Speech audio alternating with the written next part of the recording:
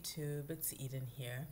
So today I'm going to come share with you something that is probably a little bit controversial, but it's something that we need to discuss.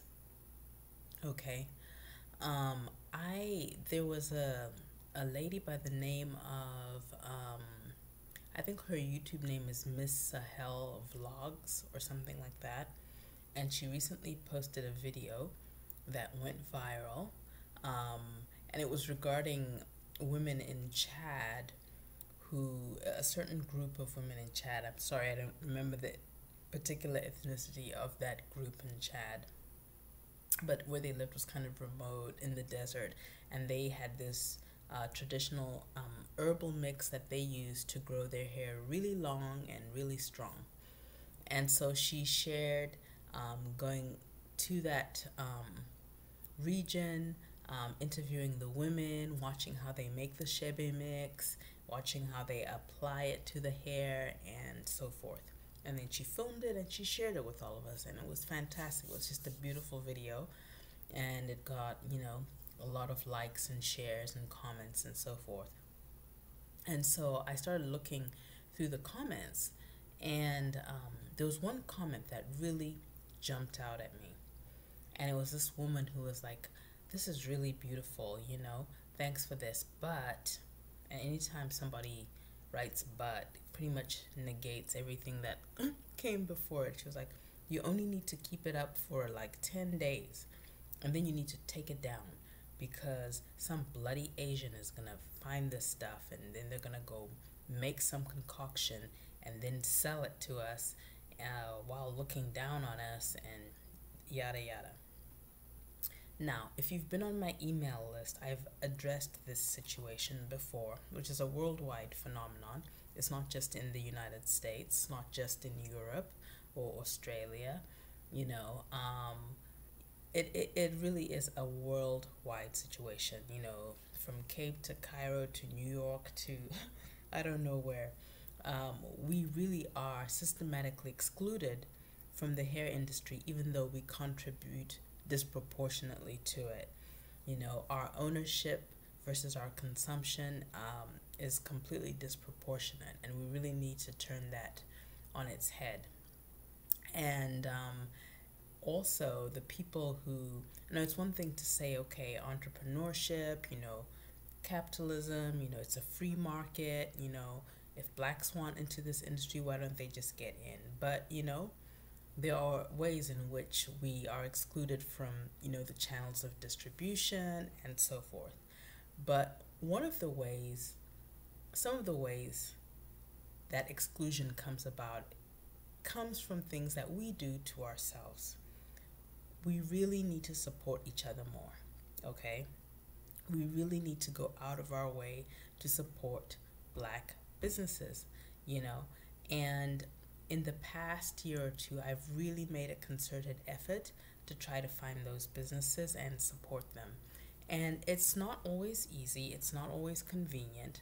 For example, on Sunday mornings, I usually wash hair in this household of, curly, coily headed people. And I've been so busy lately with clients, with meetings, with just life stuff. My kids go back to school next week. I have to go shop for their supplies and make sure their uniforms fit, see if I need to update anything. And I just haven't had time to make conditioner. Okay, so I have to go buy conditioner, and I am definitely only going to a black-owned beauty supply to do it, right? And there's two, thankfully, that are close to me. But it's a new phenomenon. I mean, both of them just opened within the past year, okay? Before that, there was only one other one in town that was way across the way. And I don't even think it stocked any black-owned products. It was a black-owned store, so at least you were supporting the store owner, but the products in there weren't made by other black people. So really making a conscious effort to find products that are owned by black people or at least sold by black people, right, for our hair. And I'm going to ask you guys to put a comment in the video below, no matter where you are in the world. I don't care if you're in Paris or if you're in Toronto or if you're in, I don't know, Brazil, I don't care where you are. I'm in Phoenix, and I'll post all the links of places I know too that are black owned in Phoenix in the comments. But we really need to make an effort to buy from those people. And instead of being angry, you know, at Asian people, at Middle Eastern people, at white people, or whomever, right? I mean, I understand the anger. I have the anger too, but the anger is about exclusion. It's not necessarily directed at people, okay? And we have to find a way to channel that indignation into something productive, like supporting people who are actually supporting other black people.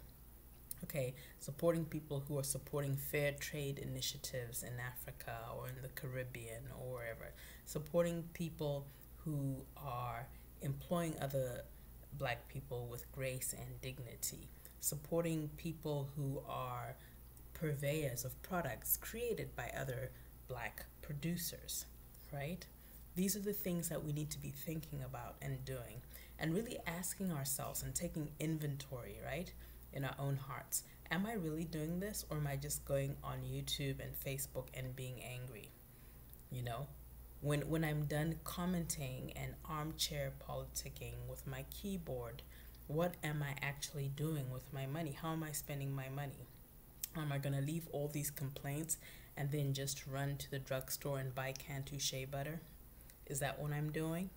You know, no shade to Cantu, you know, but if you're going to buy Cantu, go at least buy it from a black-owned beauty store if that option is available in your town, right? Let's put all the brands that we like that are black-owned, all the stores, brick and mortars that we like that are black-owned in the comments below, and just find, a place close to you. You can also do online things, right? Online things that are supporting each other so that we're keeping the money within our own communities and really showing people that, you know what, if you don't treat us the right way, you will miss our money. You will. They will change their tune. But as long as we don't change our tune, not just our verbal tune, in the comment section, being comment warriors, but our actual actions. What are we doing? What are we saying? And it's not about, being, it's not some sort of like exclusionary politics, I really can't be a separatist because my own family is integrated and multicultural, I have an intercultural marriage, so, that's just my life, that's just how I've grown up, with a diversity of experiences.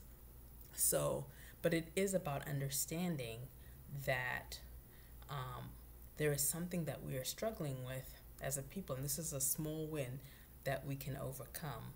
And, once we win in one area and in another area, it just catapults and it continues to grow and mushroom into other areas. All right?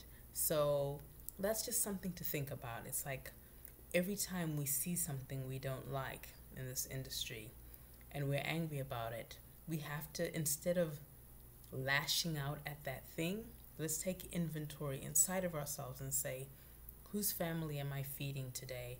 What am I supporting today? What am I encouraging today? That's a better way to come at it.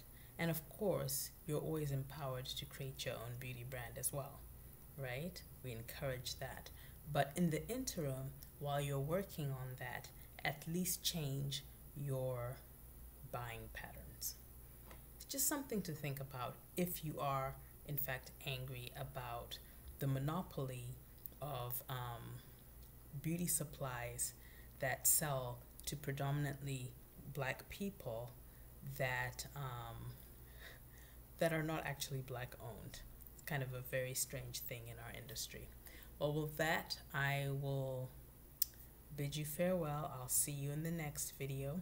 It wasn't in a Beauty Friday, released on Saturday, but sometimes that happens. All right, see you tomorrow. Bye.